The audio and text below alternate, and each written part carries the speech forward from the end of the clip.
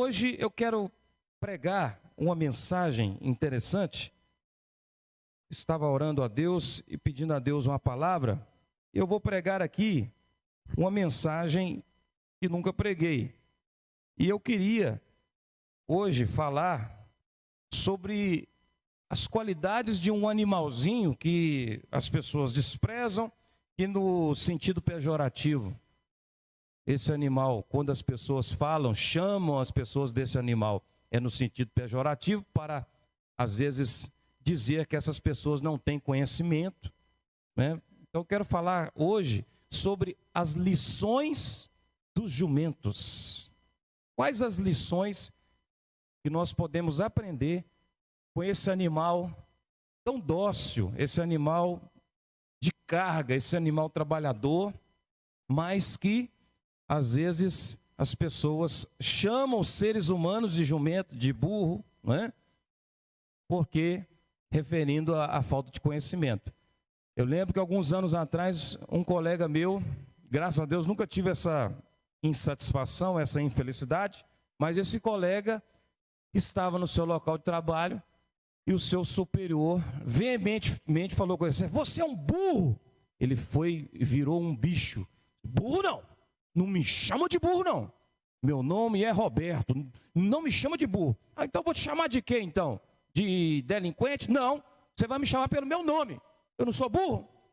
Então, aceitamos que nos chamem de burro. Eu não aceito. Se alguém me chamar de burro, vai ter problema comigo, não é?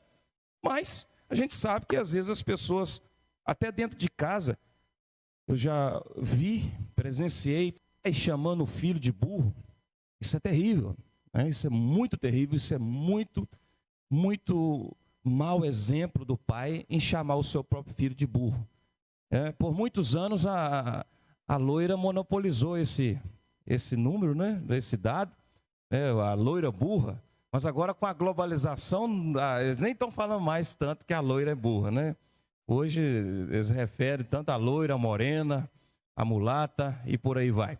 Mas, quer dizer, é um nome ofensivo, mas só que, irmãos, a Bíblia nos dá grandes lições, excelentes lições sobre esse animal tão importante, sobre esse animal que está na Bíblia. E eu quero aqui apontar algumas lições sobre o jumento, né, que é da mesma família do burro.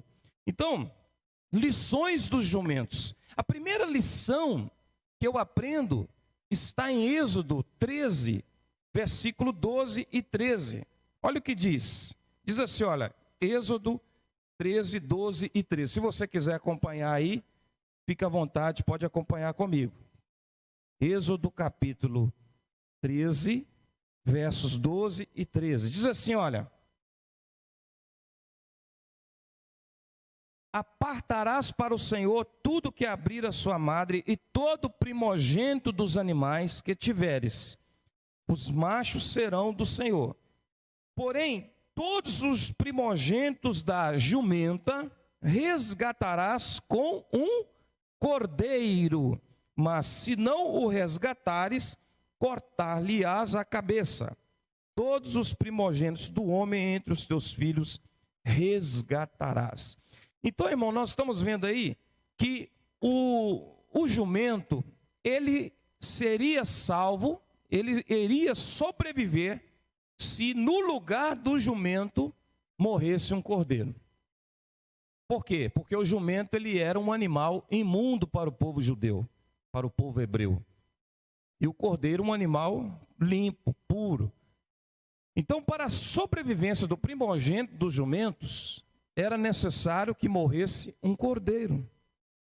Então, um cordeiro, ele era morto em favor do jumento. Se não quisessem matar o cordeiro para sobrevivência do jumento, eles tinham que quebrar o pescoço, tinham que matar o jumento. É isso que está dizendo o texto aí. Então, todo primeiro filhote de qualquer jumento, ao nascer, ficava sob a condenação da morte. E só ficaria livre se o cordeiro morresse em seu lugar. O limpo deveria morrer em lugar do impuro, o cordeiro em lugar do jumento. Irmão, E nós, quando colocamos isso na nossa vida, aplicamos isso para a vida do pecador, nós vamos ver que todo gênero humano nasce pecador, inclinado ao pecado. Todo ser humano é pecador, mas louvado seja Deus, que o Cordeiro de Deus morreu em nosso lugar. O Cordeiro de Deus, Jesus Cristo, morreu para que nós tivéssemos vida. Por isso podemos aplaudir o nome do Senhor. Vamos aplaudir?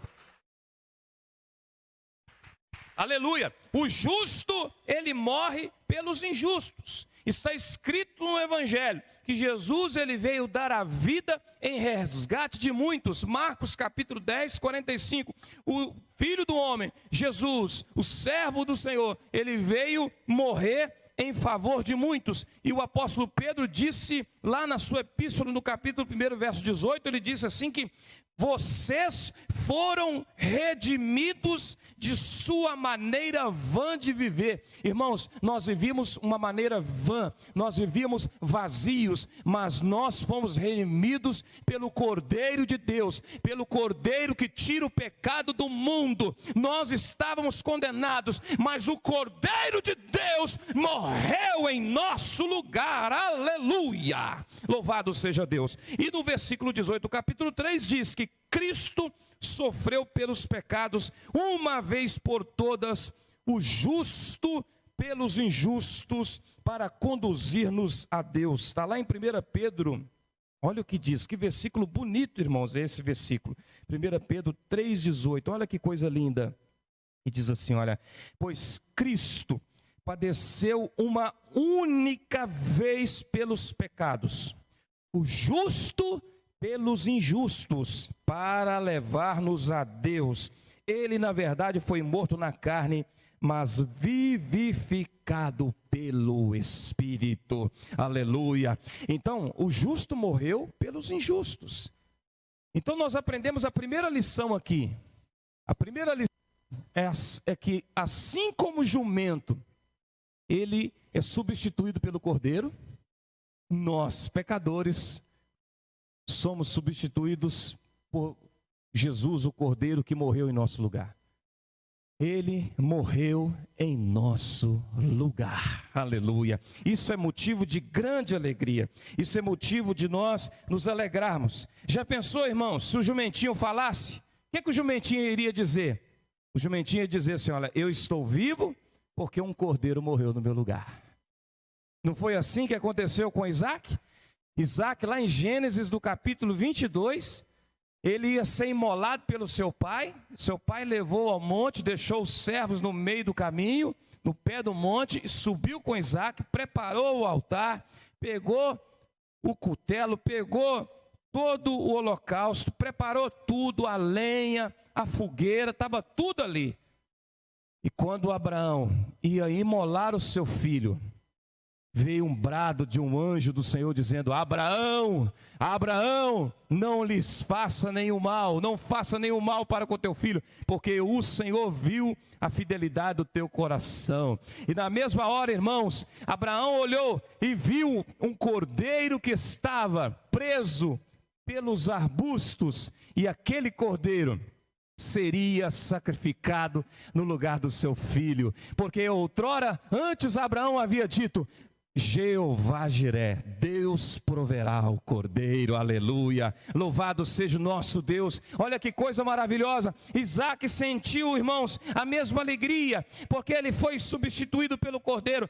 Deus proveu o cordeiro para morrer no lugar de Isaac. Sabe qual a lição que eu aprendo aqui, irmão? Que se não fosse Jesus, o Cordeiro de Deus, morto em nosso lugar na cruz, nós já estaríamos mortos. Quem estaria morto seria você, seria eu. Mas, irmãos, nós estamos vivos porque o Cordeiro morreu em nosso lugar. Por isso, nessa manhã eu te digo, seja grato ao Cordeiro, agradeça ao Cordeiro, glorifique ao Cordeiro, porque o Cordeiro morreu céu, em meu, em nossos lugares, aleluia, louvado seja Deus. Entre naquelas portas com alegria no teu coração, entre nas portas com atos de louvores, de adoração. Irmão, eu preciso adorar esse Deus, porque Ele morreu em meu lugar. Você precisa adorar esse Deus porque Ele morreu em seu lugar. Será que estamos sendo gratos ao Cordeiro? Será que estamos agradecendo ao Cordeiro? Será que estamos sendo, irmãos, agradecidos ao Cordeiro? Estamos adorando ao Cordeiro? Precisamos adorar o Cordeiro. Oh, aleluia! Essa é a primeira lição. A segunda lição, irmãos, é a lição da visão. A lição da visão. Vamos fazer um relacionamento do jumento com a visão. Está lá em Números capítulo 22, versículo 21 ao 23. Pode abrir sua Bíblia aí.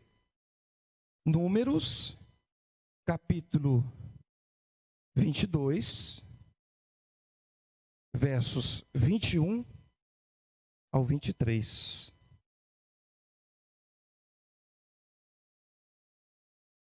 Irmão, eu sou assim, eu prego como se a igreja estivesse cheia, né? Eu gosto de pregar comigo, se tiver uma, duas pessoas, eu prego igual se eu estivesse pregando para 200, né? Aleluia, é gostoso. Quem encontrou aí, diga amém. Então, Números capítulo 22, verso 21 ao 23, olha o que diz aí. Então Balaão se levantou de manhã, selou a sua jumenta e partiu com os príncipes de Moabe. Mas a ira de Deus se acendeu quando ele se foi. E o anjo do Senhor postou-se no caminho para barrar-lhe a passagem. Ele ia caminhando montado na sua jumenta. E 2 de seus moços com quem? Com ele. Viu a jumenta o anjo do Senhor. Versículo 23, o que é que fala aí, irmão? Viu o quê? Viu a jumenta o quê? O que ela viu? O anjo do Senhor, que estava no caminho com a sua espada desembainhada na mão, pelo que a jumenta se desviou do caminho e foi-se pelo campo. Então Balaão espancou a jumenta para fazê-la voltar ao caminho. Então, irmãos, olha aí que coisa interessante. A jumenta, no meio do caminho, ela viu o anjo do Senhor. Ela viu e acabou que ela correu, foi para o campo, e Balaão foi para espancar a jumenta, porque a jumenta estava desobedecendo a ele. Mas é por quê? Porque a jumenta viu o anjo, e Balaão, ele não viu. Olha que coisa, irmão. O animal, ele vê as coisas espirituais, e o homem, que é profeta, não vê ele. Eu aqui, nesse texto, eu até confundo aqui quem que na verdade era o jumento aqui da história. Ou era o quadrúpede, que era a jumenta de 4 pernas, ou era o bípede, né? O jumento do profeta, que não viu as coisas de Deus, as coisas espirituais, né? Então, quer dizer, nós vemos aqui uma jumenta que estava enxergando mais do que um homem, estava enxergando mais do que um profeta. Balaão, na sua jumentice, para mim o que o jumento foi o Balaão, que não viu nada, que não viu as coisas de Deus, que não viu o anjo de Deus, enquanto a jumenta verdadeira estava vendo. Ele estava cego para uma realidade espiritual. Irmão, te pergunto nessa manhã, tem gente cego espiritualmente nos últimos dias, sim ou não? Muita gente cega. Muita gente que não vê as coisas de Deus, muita gente que não vê o espiritual, o mundo espiritual. E a Bíblia ensina situações que cegam o entendimento das pessoas. Tem muita coisa, minha irmã, que cega o entendimento das pessoas. Tem muita coisa que cega o entendimento. Primeiro, em Êxodo 23, 8, nós vemos um exemplo de coisa que cega o entendimento. Olha o que diz lá em Êxodo 23, 8. Não aceite suborno, pois o suborno cega até os que têm discernimento. Irmão, suborno é uma coisa que cega o entendimento. Eu lembro uma vez que um pastor, colega, ficou escandalizado porque um outro pastor contou que ele estava viajando e pegou uma estrada federal, e o guarda da polícia rodoviária parou, e aí iria multar o pastor. E o pastor ofereceu um subornozinho, na época, uns R$50, era muita coisa, isso já tem uns 15 anos. Ofereceu R$50 para o guarda. E o guarda aceitou os R$50, não aplicou a multa, e o pastor foi embora. E esse pastor contando para outros, contando vantagem. Contando que ele subornou o guarda, contando que ele deu um dinheirinho para o guarda, e o guarda não o multou. Irmão, a Bíblia diz que o suborno cega o entendimento até dos que entendem. O suborno, ele cega até os que têm discernimento. Tem muita gente que suborna. Eu lembro de um outro pastor amigo que ele estava conduzindo a sua igreja para um retiro também em uma estrada federal, e foi parado pela Polícia Rodoviária Federal. A polícia olhou, checou e tal, falou assim: ó, nós vamos ter que multar seu ônibus porque o pneu está careca. E aí, mas, né, é aquele negócio, né, a gente precisando tomar um cafezinho, né, eles falam assim, precisando tomar um café. E aí o pastor, que era o motorista, ele falou assim: senhor guarda, faça o favor de fazer a multa aí. Quanto que é a multa? A multa é tantos o FII, vai dar uns 500 e tantos reais. Não pode aplicar a multa aí.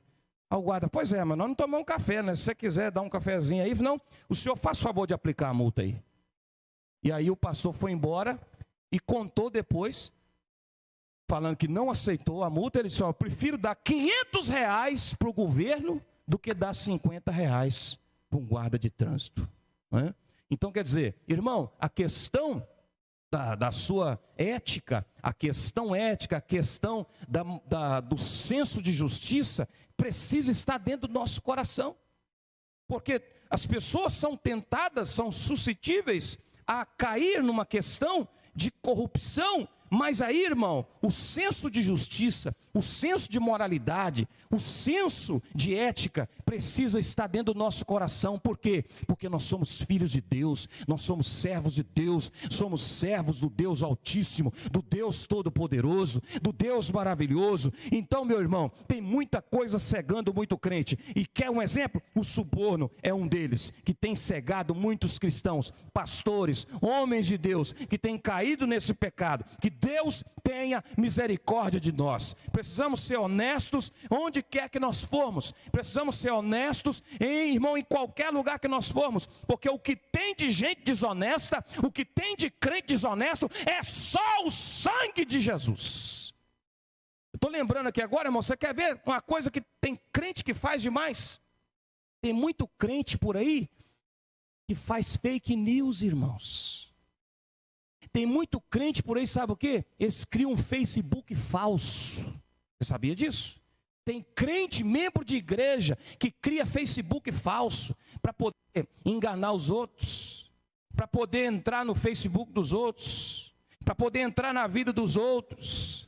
Facebook falso para poder descobrir as coisas dos outros. Irmão, isso é falta de identidade.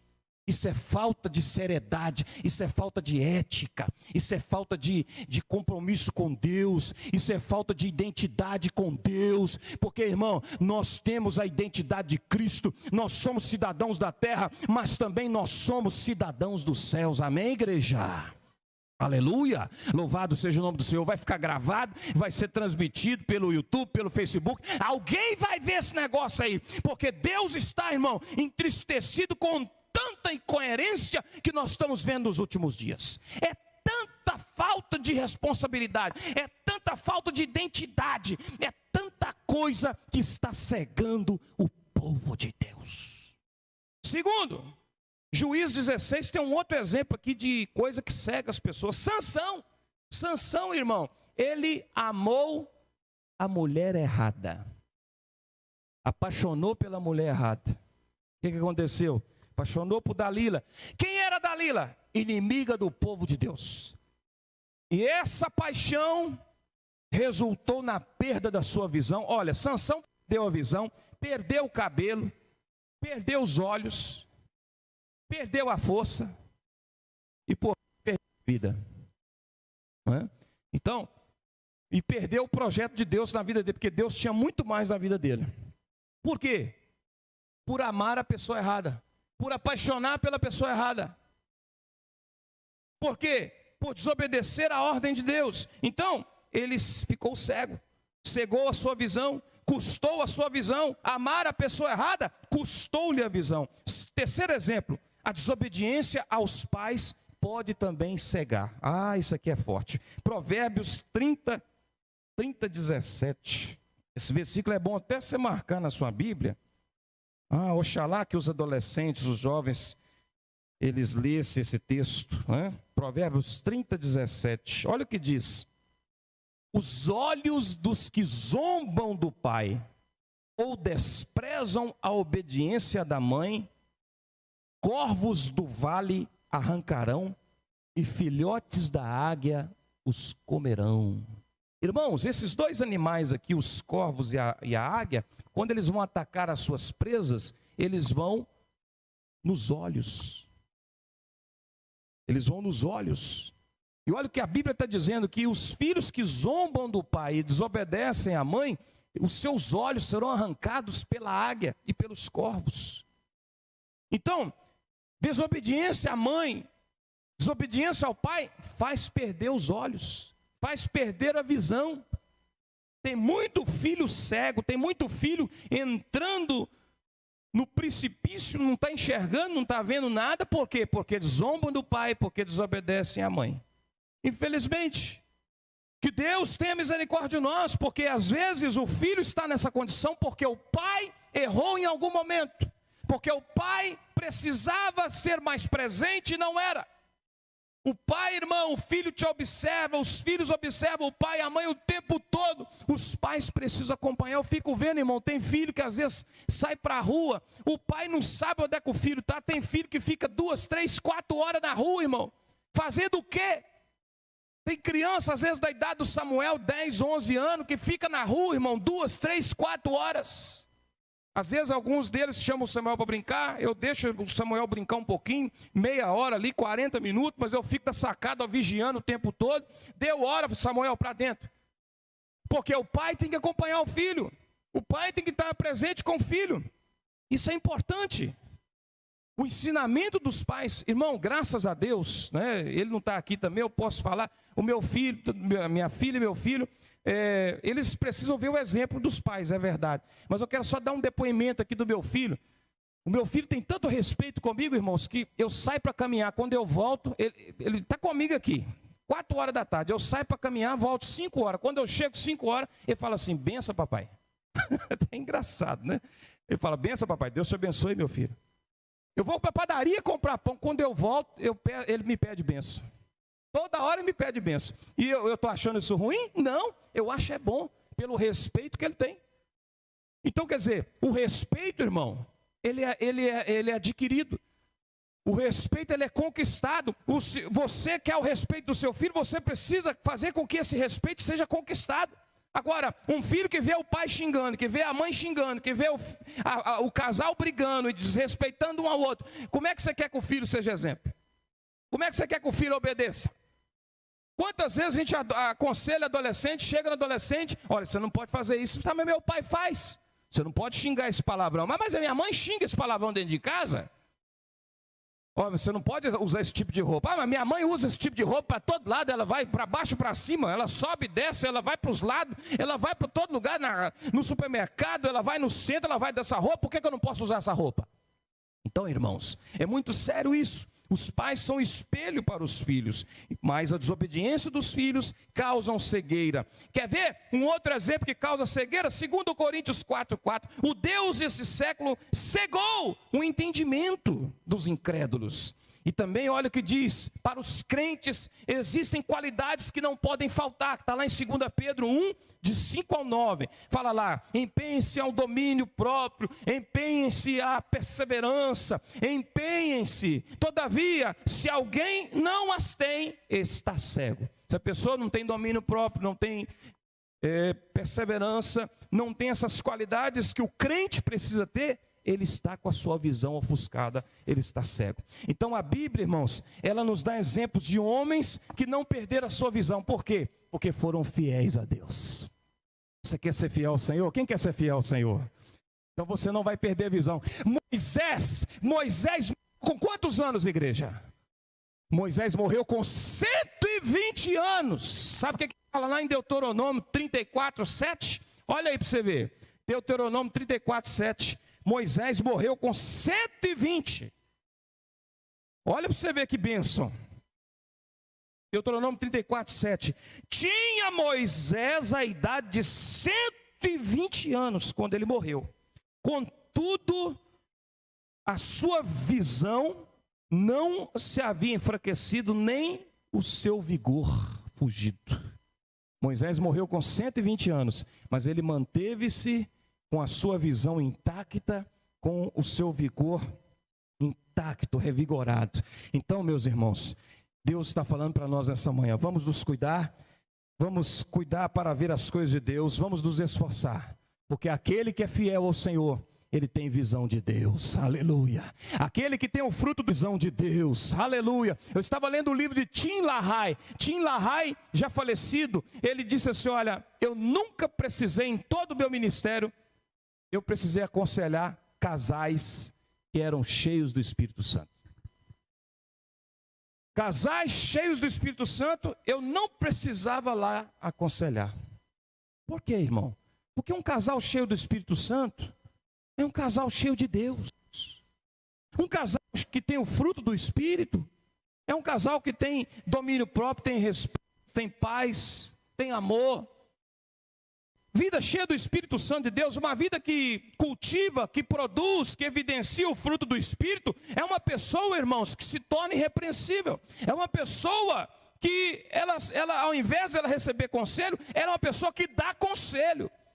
Então, meu irmão, vamos ser cheios do Espírito Santo de Deus, vamos ter o fruto do Espírito na nossa vida, vamos cultivar isso para que não tenhamos nenhuma cegueira espiritual. Então, irmãos, primeiro ponto que nós falamos aqui, nós falamos sobre a substituição, segundo nós falamos sobre a visão, e agora o terceiro relacionamento do jumento é o conhecimento. Vamos ver aqui sobre o conhecimento relacionado ao jumento. Olha para você ver, Isaías capítulo 1, verso 2 ao 3. Olha o que diz assim, o texto lá, Isaías 1, 2 e 3. Pode marcar na sua Bíblia aí. Ouçam os céus, escute, ó terra. Criei filhos e os fiz crescer, mas eles se revoltaram contra mim. O boi reconhece o seu dono. E aí o jumento conhece a manjedoura, mas Israel nada sabe. Irmão, é duro isso aqui. O boi conhece o seu dono, o jumento conhece o caminho da manjedoura, mas Israel, o povo de Deus, não conhece sobre Deus. É lamentável que o povo de Israel, em algumas épocas, em alguns momentos, Deus denunciava o povo e dizia isso. O animal conhece, o cavalo obedece ao seu senhor, está lá em Salmo. O boi sabe o seu dono, o jumento conhece a manjedoura, mas o meu povo, o escolhido de Deus, para proclamar o nome de Deus, o povo de Israel não conhecia a Deus. É triste, irmãos, porque é um exemplo para nós. O jumentinho, que as pessoas falam que é um bicho que não tem conhecimento, é um animal que conhece o seu dono. É um animal que respeita, que obedece o seu dono. E muitas vezes o crente, o servo de Deus, que se diz servo, que se diz discípulo, não obedece à ordem de Deus. Não obedece. Tem muito crente que não obedece. A Bíblia diz em Oséias 4:6, meu povo foi destruído por falta de quê? De conhecimento. O povo perece por falta de conhecimento. As pessoas perecem por falta de conhecimento. Davi disse ao seu filho Salomão, lá em 1 Crônicas 28, 9, ele disse assim, olha, você, meu filho, reconheça ao Deus do teu pai. Conheça o teu pai, conheça ao Deus do teu pai. Conheça o teu Deus. É claro, irmãos, que todo conhecimento é limitado, está lá em Coríntios 13, 12. Nós conhecemos em parte, mas virá o tempo que nós o conheceremos completamente. Nós o veremos como ele é. Lá em 1 Isaías Isaías 11:9. Deixa eu beber uma água aqui. Isaías 11:9 diz que o tempo que a terra se encherá do conhecimento do Senhor. Está lá em Isaías 11:9. Isaías 11:9, vamos ver aqui. Isaías 11:9. Não se fará mal, nem dano algum em todo o monte da minha santidade, pois a terra se encherá do conhecimento do Senhor, como as águas cobrem o mar. Irmão, a terra se encherá do conhecimento do Senhor. Seja por um motivo, seja por outro. Seja numa condição, seja noutra. Mas a terra vai conhecer. A Bíblia diz que todo joelho se dobrará e toda língua confessará que Jesus é o Senhor. Agora, irmão, quando é que eu vou conhecer o Senhor? Será que eu vou conhecer o Senhor só no dia do juízo final? Ou eu já vou conhecer o Senhor aqui em vida, na terra, aprendendo a palavra, aprendendo, conhecendo as Escrituras, examinando as Escrituras, como Jesus disse, examinai, porque cuidai ter nelas a vida eterna. Examinai as Escrituras para que vocês não pequem, para que vocês não errem. Examinai as Escrituras, pois cuidai ter nelas a vida eterna. É isso que a Bíblia fala. Precisamos conhecer ao Senhor, prosseguir em conhecer ao Senhor. Irmão, se o jumento conhece mais o seu dono, irmão, se o jumento conhece o seu dono, muito mais nós precisamos conhecer o nosso Deus. O jumentinho conhece o seu dono. E você, conhece o Deus? Você conhece o teu Deus? Você tem experiência com o teu Deus? Tem experiência com o Senhor? Precisamos conhecer. E como que nós vamos conhecer o Senhor, irmão? É através da Bíblia, através da palavra de Deus, irmão. Você vai conhecer mais a Deus, é aqui, aqui, porque se você não examina as Escrituras, irmão, se você não estuda a palavra, você não conhece o teu Deus. Por mais que você tenha experiência com Deus, mas a tua experiência precisa estar alinhada com o Senhor teu Deus, com a palavra de Deus, com a palavra do Senhor. Você precisa ter experiência alinhada com a palavra de Deus. Sabe por que tem que estar alinhado com a palavra? Porque senão você vai acabar caindo em heresia, caindo em engano, você vai se enganar. Não é? É claro, irmãos, que Deus usa as pessoas, Deus usa todos, mas a gente corre o risco de cometer alguns erros. Por falta de quê? De conhecimento. Nós não podemos condenar as pessoas pelos seus erros acerca da Escritura. Mas só que muita gente às vezes peca, muita gente às vezes foge do caminho da salvação. Por quê? Porque não conhece as Escrituras. Porque, por exemplo, as pessoas da Igreja Católica, muitos lá têm experiência lá dentro. Agora, e a experiência deles? Está alinhada com a palavra de Deus? Será que a experiência dos mormons está alinhada com a palavra de Deus? Será que a experiência dos testemunhos de Jeová estão alinhados com a palavra de Deus? Ontem faleceu Morris Cerullo. Morris Cerullo foi um grande pregador da palavra, um homem que tinha o dom de cura. É claro que foi um homem que também pregou algumas heresias, mas nós nunca podemos condená-lo e dizer que ele não tem salvação pelo fato dele ter pregado heresias. Mas às vezes, em algum momento, a heresia falou mais forte porque às vezes a pessoa quis interpretar a Bíblia do seu jeito. E esse livro aqui, irmão, eu não posso interpretar ele do meu jeito. Eu não posso interpretar esse livro do meu jeito. Eu tenho que interpretar ele de acordo com a palavra de Deus, à luz das Escrituras, com a ação e a ajuda do Espírito Santo. Porque senão eu vou incorrer em erros, vou incorrer em heresias. E essas heresias podem me prejudicar.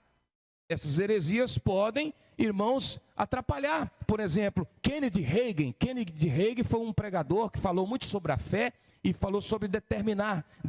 Eu determino isso, determina a cura. Irmão, foi uma heresia que ele pregou. Eu não duvido que ele foi um homem de Deus, de maneira nenhuma. Eu já li muitos livros de Kennedy Hagin. Mas ele ensinava uma teologia de que você tem que determinar. E a vida não é assim, irmão. Eu determino, se fosse hoje então, eu determino que a pandemia acabe. É assim que funciona? Não! Tanto é que Kennedy Hagin morreu de uma doença degenerativa. Sofreu muitos anos doente. Por quê? Porque a vida cristã não é determinação. Cristã, irmão, é permissão de Deus, é ser dirigido pelo Espírito Santo, está aqui na Bíblia, está aqui na palavra de Deus. E essa teologia da determinação chegou muito do Brasil, e muita gente começou, não, você tem que determinar que você vai ser próspero. Não é assim que funciona, irmão. Jesus não prometeu isso. Jesus não prometeu sombra e água fresca. Jesus não prometeu um discipulado, irmão, tranquilo. Jesus prometeu, irmão, estar conosco todos os dias. Mas Ele não garantiu que você teria um discipulado fácil. Ele não garantiu que você teria uma vida tranquila. Não! Pelo contrário, Ele disse, aquele que quer vir após mim, tome a sua cruz, renuncie-se a si mesmo e siga-me. O que está acontecendo? Os crentes não querem carregar a cruz deles hoje. Os crentes não querem carregar a cruz. Muita gente não quer carregar a sua cruz. Jesus falou assim, olha, tome a sua cruz, renuncie-se a si mesmo, negue-se a si mesmo e siga-me. Então, nós podemos, irmãos, cair em vários erros pela falta de conhecimento. Portanto, procure conhecer isso aqui, aleluia. Você que está aqui hoje, você tem interesse em conhecer. Nós estamos num culto da manhã, de domingo, escola bíblica, para aprender a palavra de Deus. Então aprenda cada dia mais a palavra do Senhor, aleluia. Graças a Deus. Irmão, já estou finalizando. A queixada é o quarto ponto aqui de relação com o jumento. A queixada, Juízes 15:15. Fala que Sansão, ele pegou uma queixada de um jumento. A Bíblia fala de uma queixada fresca, né? Uma queixada fresca.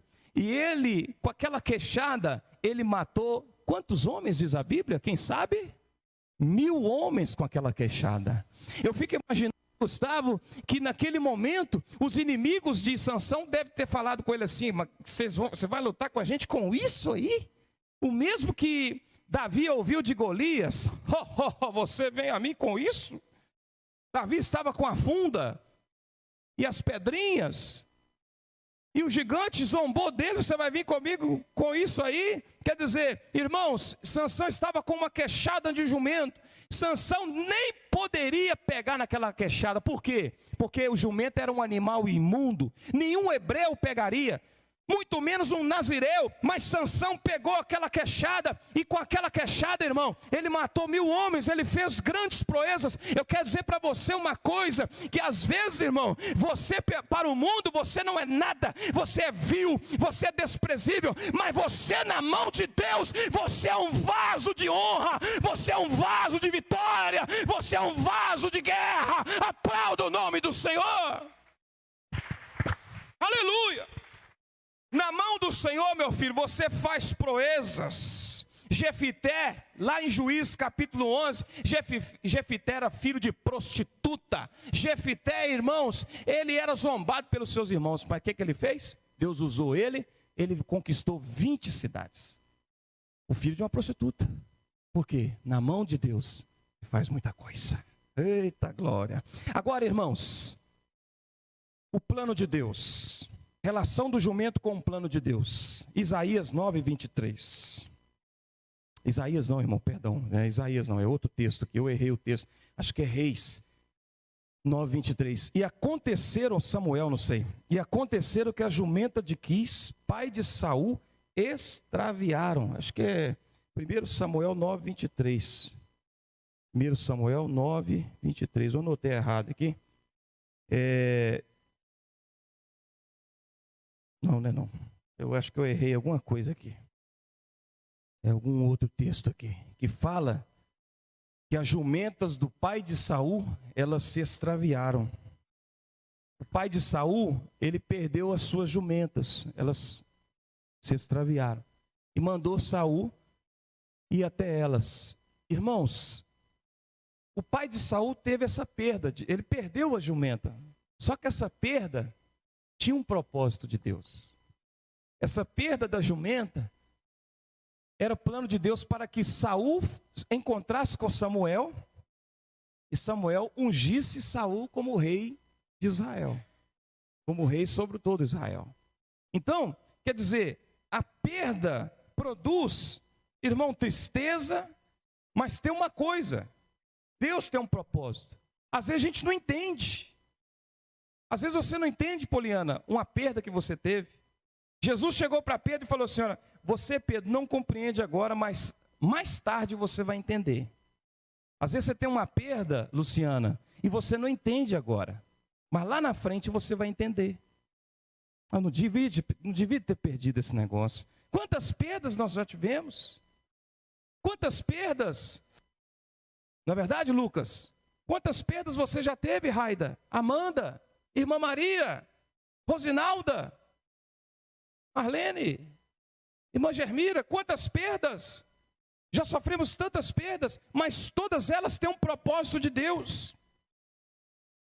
Tudo tem um propósito de Deus. Deus sabe de todas as coisas. A Bíblia fala em Romanos 8, 28, que todas as coisas cooperam para o bem daqueles que amam a Deus. E tem uma música, tudo coopera para o bem de quem ama Deus. Aleluia. Tudo coopera para o bem daqueles que amam a Deus. Tudo coopera para o bem daqueles que amam a Deus. José, ele perdeu muito mais do que as suas jumentas. Ele perdeu a comunhão com a sua família. Ele foi vendido como escravo. Ele sofreu no Egito. Mas Deus honrou. Vocês conhecem a história. Não vou repeti-la. José foi honrado por Deus. Se tornou o segundo homem do Egito. Então, tudo coopera. Você já viu a história do náufrago? Aquele camarada que o barco dele afundou perto de uma ilha deserta, e ele ficou lá naquela ilha muito tempo sofrendo. Aí o que ele fez? Ele fez uma cabana, fez uma cabaninha para ele e tal, para ele poder sobreviver, e está lá naquela ilha deserta, ninguém aparece para poder resgatá-lo. Aí um dia ele saiu, quando ele voltou, a cabana dele estava pegando fogo. Ele ficou triste, ele ficou chateado porque a cabana dele pegou fogo. Mas irmão, aquela cabana pegar fogo foi uma grande vitória para ele, foi o resgate dele, porque tinha um navio que viu aquela fumaça na ilha deserta. O capitão do navio falou assim: mas não tem lógica, aquela ilha deserta está pegando aquele fogo lá, tem alguma coisa errada. O navio foi e mandou os seus tripulantes conduzir o navio até aquela ilha deserta. Quando chegou lá, achou o náufrago lá. A salvação, o resgate dele foi a cabana queimar, pegar fogo. Então, irmão, às vezes acontecem coisas na sua vida que você não gostaria. Há perdas, mas saiba de uma coisa: Deus está no controle. Deus tem um propósito. Deus tem o melhor para você. Deus vai lhe dar a vitória. Deus está contigo. Aleluia! Louvado seja o nome do Senhor. E a última parte, a relação do jumento com a glória de Jesus. Lucas 19, aí você pode abrir esse texto aí. Lucas 19.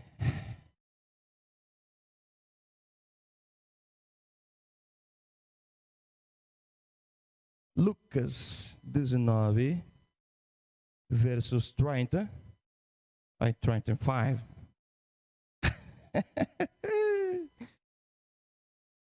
Tendo dito isso, 28. Ia caminhando adiante, subindo para Jerusalém, chegando perto de Betfagé e de Betânia, ao monte chamado das Oliveiras, mandou 2 dos seus discípulos, dizendo: ide à aldeia que está defronte, e ao entrar achareis preso um jumentinho, em que nenhum homem ainda montou. Soltai-o e trazei-o. Se alguém vos perguntar por que o soltais, assim direis: o Senhor precisa dele. E indo eles, haviam sido mandados, acharam como lhes dissera. Quando soltaram o jumentinho, seus donos lhe perguntaram: por que soltais o jumentinho? Responderam eles: o Senhor precisa dele. Trouxeram-no a Jesus, e lançando sobre o jumentinho as suas vestes. Aí eu quero chamar a atenção aqui, olha. E lançando sobre o jumentinho as suas vestes, ajudaram Jesus a montar. Indo ele, estendiam no caminho as suas vestes.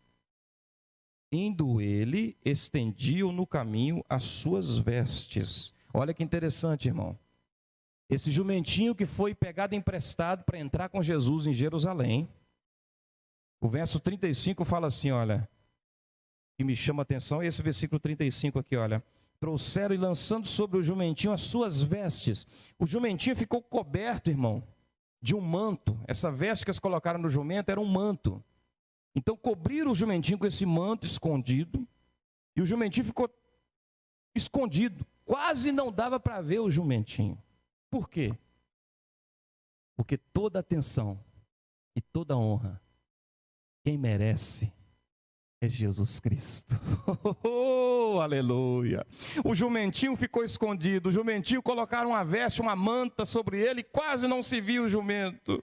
Por quê? Porque toda honra, toda glória, quem merece é o nosso Jesus, aleluia. Salmo 115, verso 1 diz: não a nós nenhuma glória, mas sim ao teu nome. Ore, canta lá, baxere, canta lá. Irmãos, a Bíblia, ela manda que nós olhemos para, não para o homem, a Bíblia manda que nós olhemos para ele, para o autor e consumador da nossa fé, Jesus Cristo. Hebreus 12, 1 e 2, a Bíblia fala sobre a fé, e a Bíblia diz: olhando para ele, autor e consumador da nossa fé. Olhe para ele, porque só ele merece toda honra, toda glória, aleluia. Louvado seja o nome do Senhor. João Batista disse: que eu diminua, que ele cresça, que eu diminua e que ele apareça. Jesus só vai aparecer se eu diminuir. Irmão, Jesus só vai ser glorificado na minha vida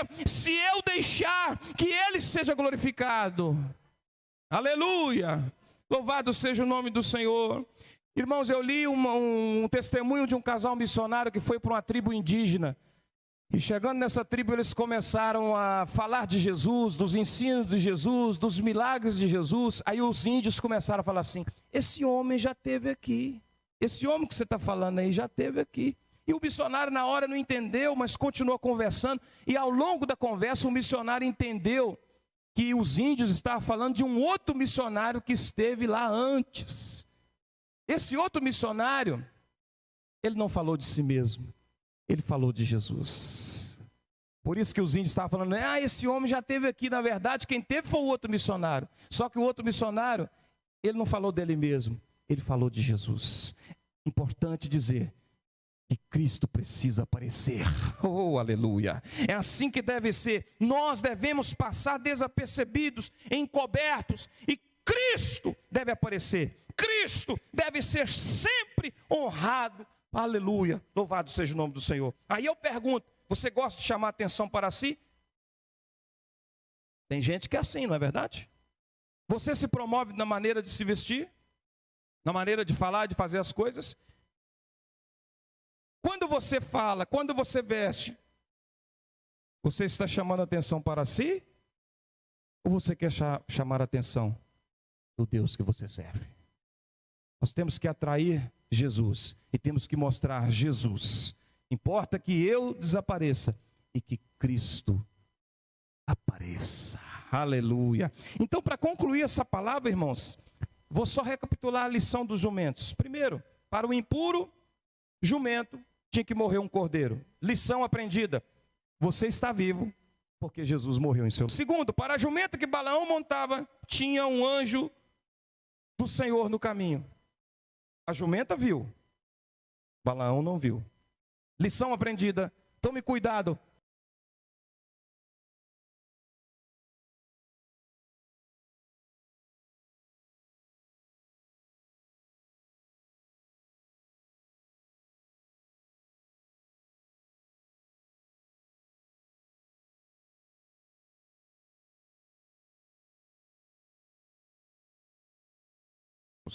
Terceiro, o jumento conhece o seu dono. Israel não sabia nada de Deus. Lição aprendida: quanto a você, prossiga em conhecer o teu Deus. Quarto, uma queixada de jumento parece desprezível, mas na mão do valente é uma arma poderosa. Lição aprendida: para o mundo você não é nada, mas na mão de Deus você é um vaso de honra. 5, o pai de Saul sofreu a perda da jumenta, mas essa perda contribuiu para que Saul chegasse ao trono. Lição aprendida: Deus tem planos e os seus planos não falham. Mesmo que você sofra perdas, continue confiando no Senhor. E a última lição: e o jumentinho no qual Jesus andou dentro de Jerusalém foi coberto de panos, ele não se promoveu. Lição aprendida: não chame atenção para si, mas que toda honra e toda glória seja para Jesus. o autor e consumador da nossa fé. Aleluia. Aplauda Ele, glorifica Ele. Aleluia. Glória. Oh, aleluia. Glória. Se coloca.